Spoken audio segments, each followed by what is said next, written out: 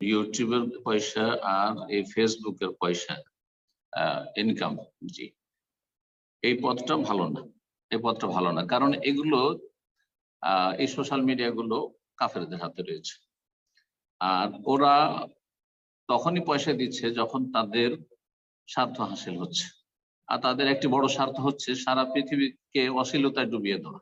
সুতরাং অশ্লীল ছবিগুলি আসছে। আর যে সব নোংরা আমি তো বুঝতেই পারছেন। সুতরাং এই যে বিভিন্ন অ্যাড গুলো চলে আসছে, এই যে আপনার পয়সা ইনকাম করার কারণে যদি অ্যাড এসে থাকে, তাহলে আপনার জন্য এগুলো হারাম। জি, আপনার জন্য হারাম। কিন্তু ভিউয়ারের ওপর এত লোক শুনলো একটা ভালো কোনো আলোচনা, আর যেগুলো শেয়ার করেছেন আপনি ভালো জিনিস শেয়ার করেছেন, এত লোক শুনলো, শ্রোতার ওপর ভিত্তি করে কিছু যদি দেয় তাহলে সেটা জায়েজ হতে পারে। তাহলে ইনকামের দুটো দিক আছে, একটা হচ্ছে তারা অ্যাড দিচ্ছে